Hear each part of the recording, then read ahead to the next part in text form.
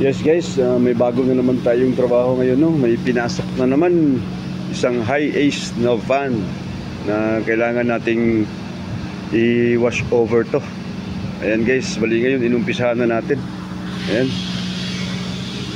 Ito, kailangan pa nating paluin to dito kasi lubog siya guys. Ayan, nakalubog. Tapos dito kailangan tong paluin. Papalabas natin yan kasi kakain ng malaking fiber to guys. Fiber kasi yung ginagamit natin dito.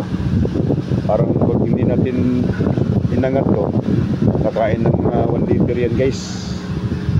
Tapos medyo konti lang naman yung ano nito guys, tama. Ayan, bali ito lang yung malaki. Dito may mga dents lang. Tsaka impisa na rin ng kasama natin impisa na natin ito. Ayan, balikan na ipinasok. Ayan, ito yung ginamit natin guys, fiber sa medyo malalim na dents.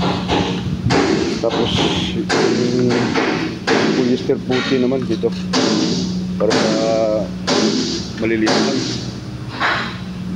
Bali company service to guys. Tatanggalin lang natin tong mga sticker, tapos wash over na to guys. Ayun, makikita yung mga dents dyan. Ito, tatanggalin pa natin to. Bali buo na natin tong pipinturahan guys. Sasama na natin yung pati yung bubong. Ayan. Yung color code dito ay 058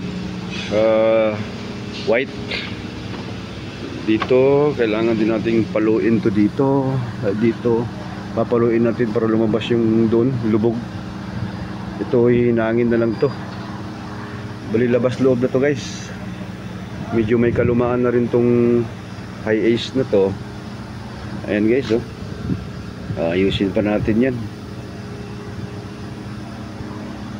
Sa labas medyo ano lang, kunti lang yung ano niya, mga tama. Ayan lang. Pero maliliit lang naman guys. Yun lang naman yung tinuro ko kanina, yung medyo malaki. Ayan. Buuin na natin to guys. Bubuin ito. Kasama na rin natin to, yung rim nya.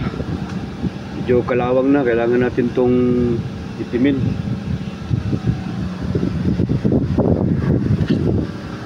Abangan nyo na lang yung susunod na video natin dito guys. Papakita natin sa inyo yung patapos nating finish to. Bali siguro mga 1 week siguro namin titirahin to. And guys, maraming salamat at God bless us all.